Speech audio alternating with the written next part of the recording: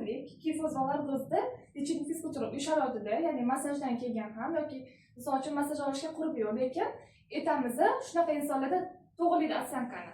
O'sha vaqtda nima qilamiz? Qo'limiz bilan, ya'ni orqa sohaga qildik. Va ikkita qo'limizni qo'ltiq ostidan kirgizaman.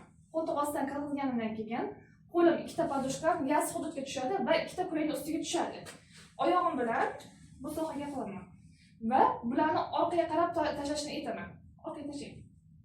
Orqaga tashlab, qo'lim bilan vibratsiya qilib ikkita kurakni siljitaman joyidan.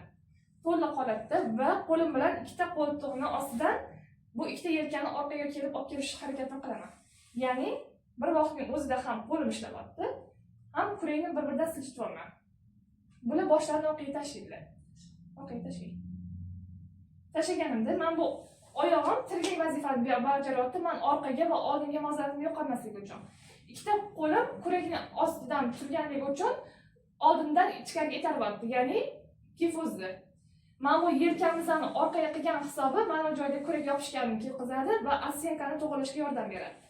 Qo'l bilan buni zamoq qilib yoki men oyog'im ushlashlari mumkin, yoki bo'lmasa bir-biriga ushlashligi mumkin. Orqaga bo'ylarni tashlaydi. Shu vaqtda kifozning sistemamiz, ya'ni deformatsiyamiz to'g'rilanadi. Keyingi taktikamiz bunaqa sharoit etamiz.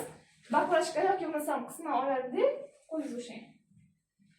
Bu qo'ldan bu qo'lga o'tkazadi. Birinchi kuni og'irroq bo'ladi. Kurak yopishgan holatda biz kuraklarni siljitganimizdan keyin, qachonki muskullarni qistirib olganimizdan keyin bu fizkulturalarni qidiramiz. Bu fizkulturalarni qidirishimizda bevosita yana osyankani to'g'rilashga yordam berishni boshlaydi. Qistirilmagan muskuldagi sraz lecheniy fizkulturani etib qidirib olmaymiz. Buni o'rniga baklashga bo'lsa bo'ladi, yoki bo'lmasa o'qlov bo'lsa bo'ladi,